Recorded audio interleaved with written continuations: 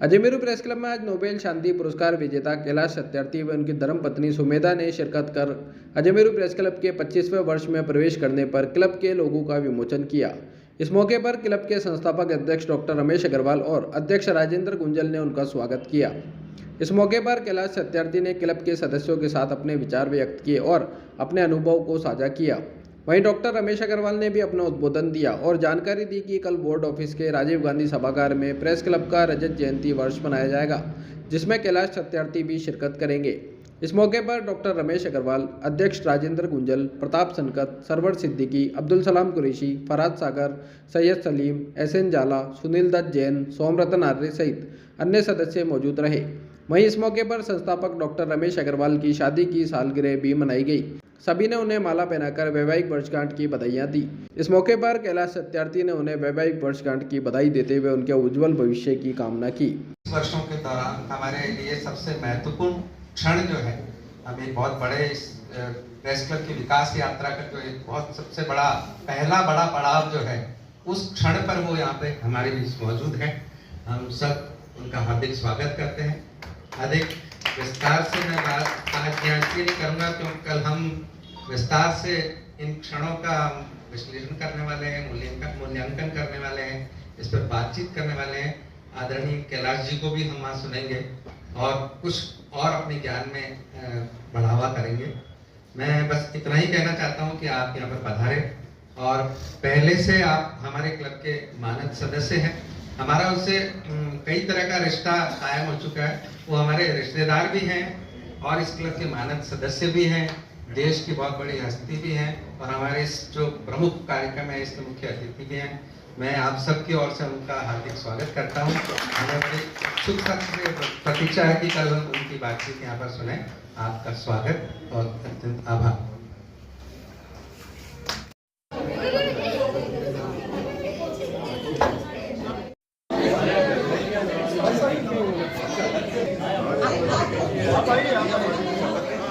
साथियों और परिवार शक्ति, मैं आपसे आप सभी का ध्यान आकर्षित करना चाहूँगा कि अभी आप सभी ने अपनी फोटोज ले ली हैं और अब देखिए एक ऐतिहासिक फोटो खींचने जा रहे हैं। तो उस ऐतिहासिक फोटो में मैं स्वयं वो मेरे दिमाग में है और वो आप याद जब मैं आपके सामने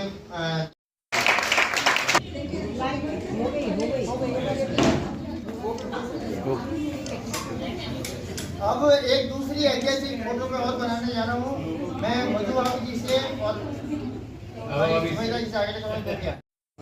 अब तू भी आ जा।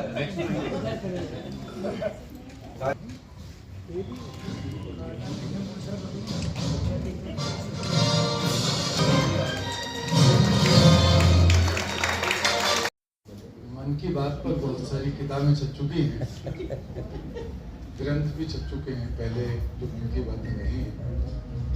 तो अब आप लोगों के मन में कोई बात हो मेरे से पूछने की तो आप बेझिझक पूछ लीजिए। इससे पहले मैं दो घटनाएं बताता हूं, उसी के आधार पर आप पूछ सकते। एल्बर्ट आइंस्टाइन को नोबेल पुरस्कार मिला, विज्ञान का पुरस्कार था, भौतिकी का। तो सामान्य तौर पर ये जो वो एक जगह पे दिए जाते हैं और एक शांति पुरस्कार एक जगह पे दिया जाता है। जब ये अल्फ्रेड नोबेल ने शुरू किया और उसके बाद फिर ये दो देश अलग हुए, नॉर्वे और स्वीडन। तो ये स्वीडन के थे अल्फ्रेड नोबेल, पैसा भी उनका वहाँ था, कमाया हुआ था और इतना ज़्यादा पैसा था कि उसको एक जगह रख दिया गया और उसके ब्याज से पुरस्कार दिया।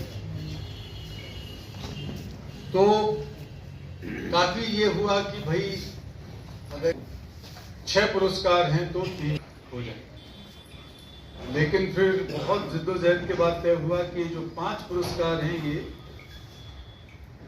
किसी विषय की विशेषज्ञता के लिए हैं, अनुसंधान के लिए। तो इन्वेंशन एंड एक्सपर्टीज, इन सबको एक ही कटोरे में रखा जाएगा और शांति पुरस्कार को एक देश देगा दोनों में से, क्योंकि शांति पुरस्कार एक तरीके से नैतिकता का सर्वोच्च पुरस्कार है मानवीय इतिहास का। तो ऐसा अलग अलग करके तो अल्फ्रेड नोबेल को जब ये पुरस्कार मिला, सारे नोबेल पुरस्कार बड़े महत्वपूर्ण हैं, कोई किसी से कम नहीं है। हम जैसे लोग, इसके बावजूद भी एनर्जी का लेवल देखो, मटेरियल कितने बूढ़ा हो गया, एनर्जी अभी भी उतनी ही थी। लोग कानाफूसी करने लगे कि भाई कमाल है आइंस्टाइन साहब का। तो ये भी बड़े खुश हुए कि सबको नमस्ते नमस्ते करके, कुछ फूल मालाओं की जगह वहाँ बुके दिए जाते हैं ना, फूलों के दे दिए, लोगों ने पकड़ा दिए, ऑटोग्राफ भी दे दिए।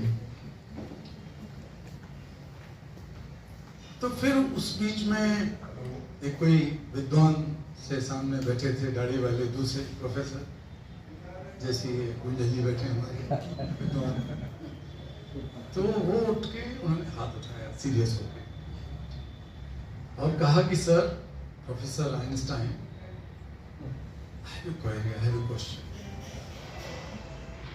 मेरे पास एक सवाल है।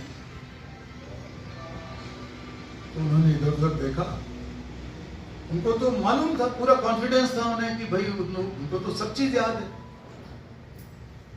तो उन सज्जन ने, प्रोफेसर ने सवाल कुछ पूछ लिया। ये थोड़ा सा, ये तो बगल में बैठे हुए बच्चों में से भी कोई पूछ सकता था। मैं तो सोच रहा था आप कोई बड़ा सवाल पूछोगे, मुश्किल सवाल पूछोगे। वो बेचारे झेप गए, इतना अच्छा सवाल पूछा और ये कह रहा है कि, बोले कोई चिंता की बात नहीं, इस सवाल का जवाब मुझे देने की जरूरत नहीं है, पीछे मेरा ड्राइवर बैठा हुआ है, वही इसके जवाब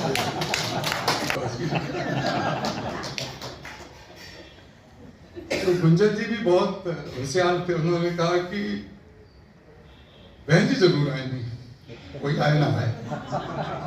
तो सुनिए। और सुमिधा जी को कुर्सी पे लाके बैठा दिया कि अगर थोड़ा भी कहीं शक हो तो वो कहते हैं ये असली नहीं है भाई, ये मेरा पति नहीं है, ये नकली आइंस्टाइन। तो ये, लेकिन आइंस्टाइन भी इतने बेवकूफ नहीं थे, ना उनका ड्राइवर इतना बेवकूफ था कि उनकी पत्नी भी उन्हें पहचाना। सोचते हैं कि अच्छी चीज छाप दे हमारा फोटो तो हम प्रसिद्ध हो जाएंगे। आप लोगों का धन्यवाद कि आप बिल्कुल नियंत्रण में रखती हो। तो मैंने अपने मन की दूसरी बात और बताता हूँ, मेरी सच्ची घटना।